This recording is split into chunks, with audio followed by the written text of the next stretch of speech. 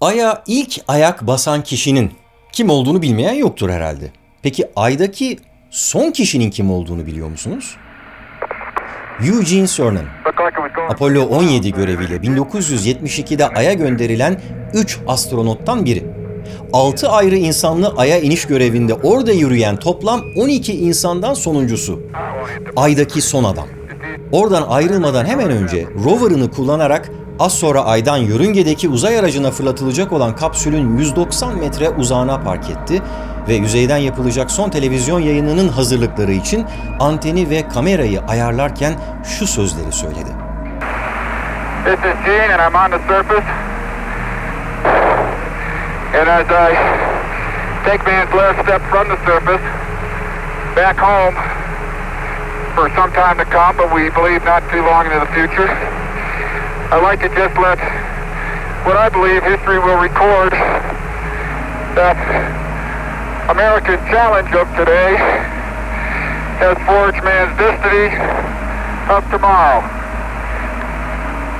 And as we leave the moon and Taurus literal, we leave as we came, and God willing, as we shall return, with peace and in hope for all mankind. Proceeded 3, 2, 1, ignition. Son iki kişi işte bu şekilde Ay'dan ayrılıp önce yörüngedeki uzay aracında onları bekleyen arkadaşıyla buluştu, sonra da dünyaya döndü.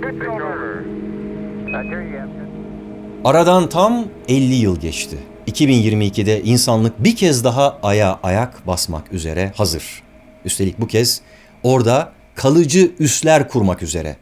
Üstelik Artemis adı verilen bu uzay programının ilk önemli adımı yarın 29 Ağustos 2022 Pazartesi günü atılacak. Artemis 1 göreviyle dünyanın şu anda aktif olan en güçlü roketleri ateşlenecek ve insansız bir kapsül Ay'a gönderilip geri getirilecek. Bu çok önemli tarihi fırlatmayı ben de canlı olarak yayınlayacağım ve orada çok daha fazla teknik ayrıntıyı da sizlere anlatacağım. O yüzden merak edenler aşağıda verdiğim canlı yayın bağlantısını kullanarak o yayını da takip edebilirler her zaman olduğu gibi. Bu videoda ise hem bu fırlatmanın öneminden hem de Artemis programından genel olarak onun özelliklerinden bahsetmek istiyorum. Tıpkı Apollo programı gibi Artemis programının da amacı Ay'a insanlı iniş yapmak. Yunan mitolojisinde Artemis Apollo'nun kız kardeşi. Zaten bu uzay görevinde NASA Ay'a ayak basacak ilk kadın astronotu göndermeyi planlıyor. Normalde bunun için 2024 yılını hedefliyorlardı ancak programda meydana gelen bazı aksaklıklar nedeniyle yeni hedef 2025. Artemis 3 görevi yapılacak o tarihte. Hem Ay'a ilk kez bir kadının hem de beyaz olmayan bir insanın gönderilmesi planlanıyor. Bunun için de 2 tane öncül provaya ihtiyaç var. Artemis 1 ve 2 görevleri tam da bu yüzden tasarlandı. Yarın fırlatılacak olan Artemis 1 insansız olacak ama tüm özellikleriyle sanki insan taşıyormuş gibi bir tatbikat yapılacak. Artemis ekipleri görevleri sırasında 4 kişilik bir ekibi uzayda 21 güne kadar canlı ve sağlıklı tutmak için tasarlanmış bir kapsül olan Orion'da yaşayacaklar. Her bir Orion kapsülü Avrupa Uzay Ajansı tarafından sağlanan ve güneş panelleri, yaşam destek sistemleri, yakıt tankları, Ay yörüngesine girmek için gereken ana motoru da taşıyacak olan bir Avrupa hizmet modülüyle uçacak. Gördüğünüz gibi Apollo görevlerinden en önemli farklılığı Artemis'in NASA'nın sadece ABD'li üreticilerle değil, uluslararası bir işbirliği yaparak farklı uluslardan uzay ajanslarıyla da çalışması. Özellikle Uluslararası Uzay İstasyonu'nda kazanılan birlikte çalışma becerileri bu görevi ilk Ay görevinden farklılaştırmış oluyor. Astronotları taşıyacak olan Orion'un Ay'a yolculuğuna başlayabilmesi için çok güçlü rokete ihtiyacı var. Bunun için SLS yani uzay fırlatma sistemi geliştirilmiş. Bu roket sıvı hidrojen ve sıvı oksijen karışımı yakan 3 aşamalı bir sistem olarak hazırlanmış. İlk aşaması aslında uzay mekiği programı için geliştirilmiş olan 4 tane RS-25 roket motoru kullanacak. Her SLS roketi ayrıca bu ilk ana temel çekirdek kademenin etrafına bağlı 2 büyük katı yakıtlı booster, güçlendirici de kullanacak. İşte tüm bunlar toplu olarak birlikte fırlatma sırasında sırasında 8,8 milyon poundluk bir itiş gücü üretecek ki bu da Apollo programının Saturn 5 roketinden %15 daha güçlü demek. Dolayısıyla yaklaşık 100 metre yüksekliğindeki bu roket, 32 katlı bina yüksekliğindeki bu roket eğer yarın başarıyla fırlatılabilirse şu ana kadar yeryüzünden ayrılabilen en güçlü roket olma unvanına kavuşacak ama bu unvanı muhtemelen çok uzun bir süre koruyamayacak çünkü SpaceX'in geliştirdiği ve test aşamalarını benim de adım adım yıllardır canlı yayınlarla sizlerle paylaştığım Starship uzay gemisi bu yılın sonlarına doğru ilk yörünge fırlatmasını gerçekleştirince bundan 20 metre daha yüksek ve neredeyse 2 katı gücünde bir itişe sahip olacağından dünyanın en büyük ve en gelişmiş roketi haline gelecek Starship. Yani bu yıl çok büyük ve çok güçlü roket fırlatmalarına tanık olacağız hep birlikte. Şimdi tekrar yarın başlayacak olan Artemis 1 görevine dönelim. SLS ile yörüngeye taşındıktan sonra Orion Ay yolculuğuna başlayacak. Ancak bu kapsül oraya iniş yapma kapasitesine sahip değil. Bir yörünge destek aracı olarak tasarlanmış çünkü. Peki ne olacak Artemis 3 görevinde içinde insanlarla oraya gittikten sonra? Orada kendilerini bekleyen SpaceX'in Starship uzay aracına kenetlenecekler, ona geçiş yapacaklar ve Ay'a iniş kalkışları da SpaceX'in Starship'i sağlayacak. Dolayısıyla bu programın uluslararası olmasının dışında yarı yarıya sivil olması da yine onu Apollo görevinden ayıran önemli bir farklılık diyebiliriz. NASA sadece başka ulusların uzay ajanslarıyla değil, ticari şirketlerle de işbirliği yapıyor bu projede. Şimdi eminim benim gibi sizin de aklınıza şöyle bir soru gelmiştir. Ya bu astronotları SpaceX'in uzay aracı Starship Ay'ın yüzeyine indirip çıkartacaksa neden en başından itibaren oraya kadar başka bir araçla gidiyorlar? Starship astronotları buradan doğrudan alıp oraya götüremez mi? Bu daha mantıklı değil mi? Tabii ki öyle, tabii ki daha mantıklı ama işler o kadar basit değil, biraz daha karmaşık. Sadece mühendislik bakımından da değil, politik açıdan da biraz karmaşık. O yüzden belki o meseleleri başka bir videoda anlatırım. Artemis 1, 42 günlük bir görev olacak. 29 Ağustos'taki fırlatmadan 2 saat sonra Orion kendisini taşıyan ICPS aracından ayrılacak. Bu ICPS daha sonra Ay ve uzay çalışmalarında kullanılacak olan 10 küçük CubeSat uydusunu da uzaya bırakacak. İşte ondan ayrılan Orion ise Ay'a doğru giderken mühendisler o uzay aracının sistemlerini test edecekler. Sanki içinde insanlar varmış gibi. Yaklaşık bir hafta sonra Ay'a vardığında onun yüzeyinin 97 kilometre üzerinden uçacak bu Orion. Ve daha sonra da retrograd bir yörüngeye itmek için Ay'ın yer çekimi kuvvetini kullanacaklar. Ve onunla 64 bin kilometre ötesine kadar gidecek. O sırada dünyadan toplam 450 bin kilometre uzaklığa erişmiş olacak. Şimdi 10 yıllardır bundan çok daha uzaklara gönderilen uzay araçları oldu ama ilk kez içinde insanları taşıyacak şekilde tasarlanmış bir uzay aracı dünyadan bu kadar uzak bir noktaya gitmiş olacak. Dünyaya dönüş yolculuğu için Orion ikinci bir yakın uçuş yaparken yine Ay'dan bir yer çekimi daha alacak. Tam olarak doğru bir zamanda motorlarını ateşleyecek ve kendisini yeniden dünyaya dönüş yolundaki yeni yörüngesine oturtacak. Ve bu görev Orion'un güvenli bir şekilde dünyaya dönme yeteneğinin test edileceği son aşamayla bitecek. Belki de en kritik konu da burası zaten. 10 Ekim'de dünya atmosferine saatte 40 bin kilometre hızla yaklaşacak. Çok acayip bir hız bu.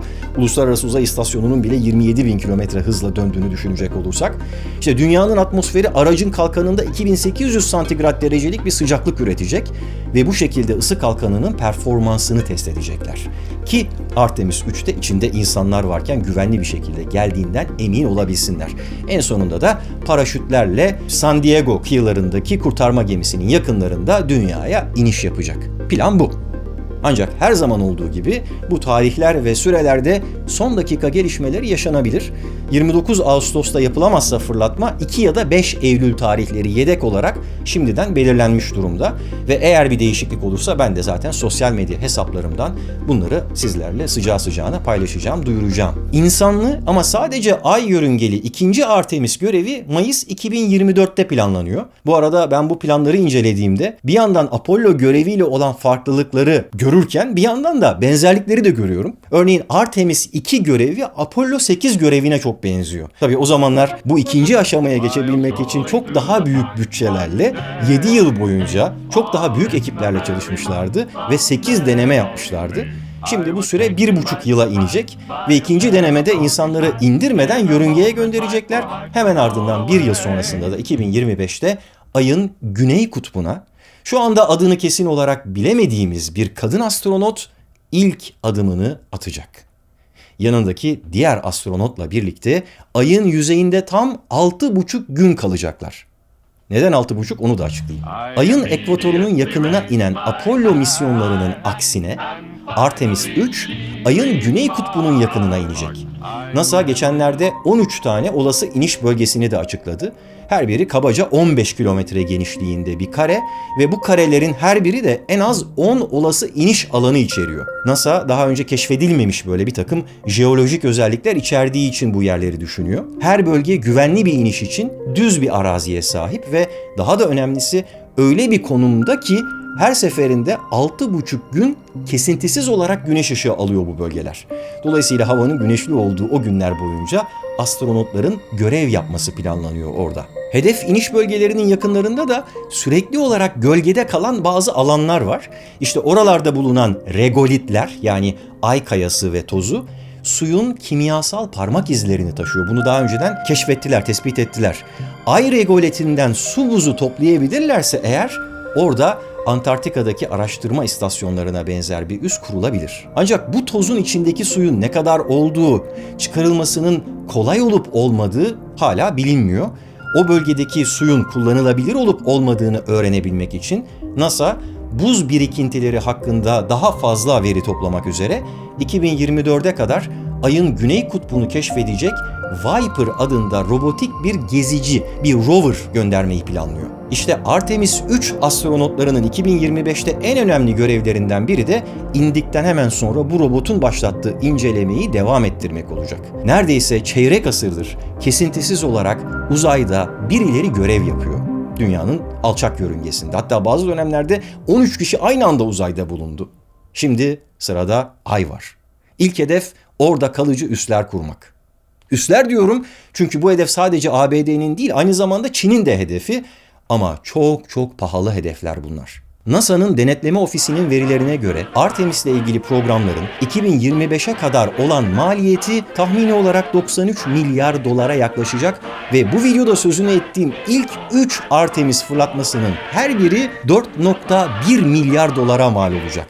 Karşılaştırma yapmak için SpaceX'in her hafta yaptığı fırlatmalar 50 milyon dolara falan mal oluyor. Bunun 80 katı olacak her bir ay fırlatması. NASA'nın yıllık bütçesinin yarısından biraz daha azı bu tür insanlı uzay uçuşlarına ayrılmış durumda. Ve NASA'nın toplam bütçesinin şu anda işte federal düzeydeki opsiyonel harcamaların %0,4'üne tekabül ettiğine de bilmekte fayda var. Çok büyük bütçeler bunlar. Öyle olduğu için de çok doğal olarak ABD kamuoyunda çokça tartışılıyor. Buna çok itiraz edenler oluyor ama aslına bakarsanız bütçe açısından da Apollo programıyla kıyaslandığında maliyetler 5-6 kat düşürülmüş. Apollo programı 2020 enflasyonuna uyarlandığında 482 milyar dolarmış. Bugünün parasıyla yarım trilyon dolardan fazla olduğunu rahatlıkla söyleyebiliriz. Şimdi bu 5-6 kat daha ucuza indirilmesine rağmen biraz daha tasarruf edebilmek için NASA yetkilileri diğer ülkeleri de bu çabaya katılmaya davet etti.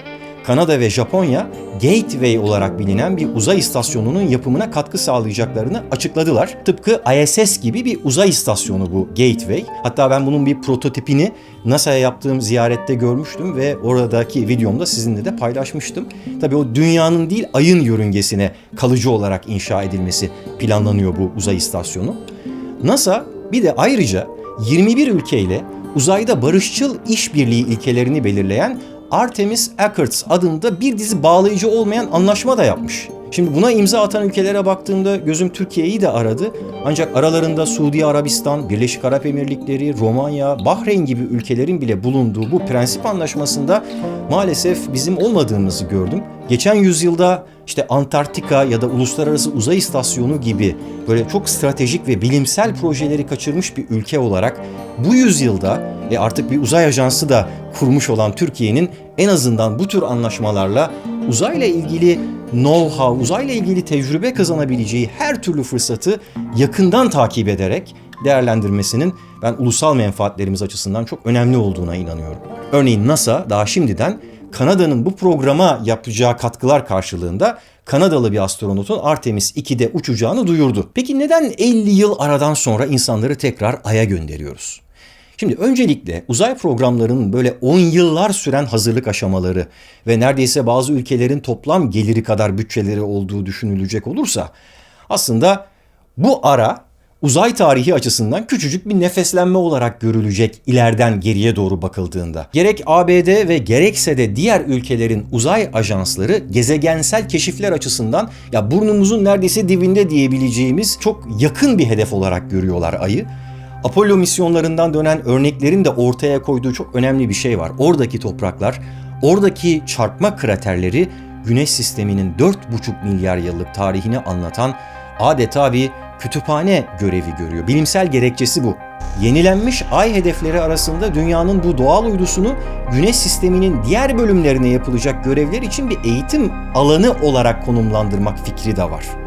Ay ve Mars birçok yönden birbirinden farklı ama Ay'da öğrenilecek bir takım dersler, mesela barınaklar inşa etmek, üsler kurmak ya da oraya gitler geller arasında o derin uzayda yolculuklar yapmak, buz birikintilerinden su çıkarmak gibi bir takım tecrübeler Mars'ın insanlık keşfi için de çok önemli ara çalışmalar. Yani bir başka gerekçesi de işin eğitim ve tecrübe kazanmak. İnsanlı uzay uçuşunun savunucuları ayrıca bir de diyorlar ki Artemis gibi, Uluslararası Uzay İstasyonu gibi böyle büyük teknolojik çabalar ülkelerin barışçıl yollarla birlikte çalışabilmesi için bir fırsat sunuyorlar. Böyle buna inanıyorlar.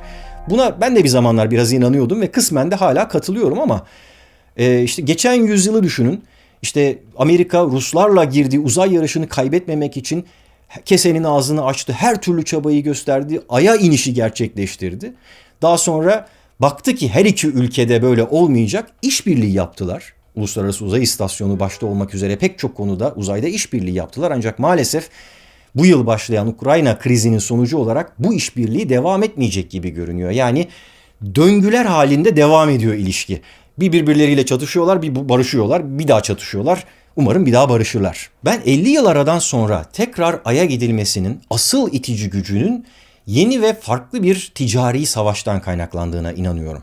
ISS'e kabul edilmeyen Çin, uzay yarışına en geç giren ülkelerden biri olmasına rağmen çok kısa bir sürede kendi uzay istasyonunu yaptı, Ay'a iniş gerçekleştirdi. Şimdi o da Ay'da kalıcı bir üs kurmayı planlıyor. Öte yandan SpaceX ve benzeri özel uzay şirketleri de Ay'a ve hatta Mars'a insanlı olarak gerçekleştirebilecek uzay çalışmaları konusunda çok gelişmiş teknolojilere imza atıyorlar. Yani kısaca geçen yüzyılda kendini kanıtlamak için adeta bir proof of concept şeklinde yapılan Ay görevleri artık hem bilimsel hem de ticari amaçlara yönelecek.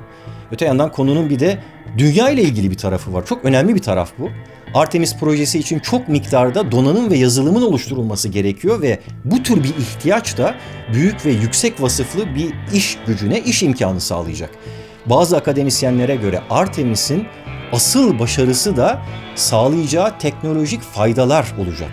Apollo programı için harcanan $yarım trilyon sadece 12 kişinin Ay'da dolaşmasını sağlamadı ki yüz binlerce kişinin dünyada araştırma ve geliştirme yapmasına yol açtı. Hatta kimilerine göre hani bugün teknoloji deyince aklımıza hemen geliveren o Silikon Vadisi'nin temelleri de bu şekilde atıldı. Apollo görevinde yetişen insanlar teknolojinin bambaşka alanlarında çok büyük inovasyonlar gerçekleştirdi. O zamanlar bu insanlara Apollo nesli diyorlarmış. Belki de o yüzden NASA yöneticisi Bill Nelson 3 Ağustos'ta yaptığı bir açıklamada zorluklar ve başarılar yoluyla öğreniyoruz dedi. Daha da önemlisi sözlerini şöyle tamamladı. Bu artık Artemis nesli. Yani mesele oraya gönderilecek 3-5 astronot meselesi değil. Onların orada bu kez sürekli olarak kalabilmesi için burada çalışacak koskoca bir nesil. Bu neslin önüne konulan hedefler onların yeni icatlar yapmasına yol açacak. O icatlar ulusların büyük atılımlar yapmasını sağlayacak. Yoksa geçen yüzyıl Ay'a inilebileceği bir değil 6 kez kanıtlandı. O zamanın imkanlarıyla Ay'da yapılabilecek hemen her şey yapıldı. Hatta yapacak başka bir şey kalmayınca bu videonun başında hani birini gösterdiğim o son Apollo görevi 17'deki astronotlar orada koşuşturup aralarında türküler söylemeye başladı. I was strolling on the moon one day in a merry, merry month of December. May. Apollo nesli böyleymiş. Şimdi onun kız kardeşi olan Artemis'ten herkesin beklentisi çok yüksek. İşte kaynağını Yunan mitolojisinden alan bu iki insanlı uzay programı iki ayrı nesle ilham verecek.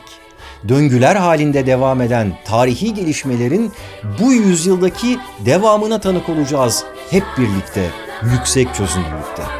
Üstelik ikinci perde hemen yarın açılıyor.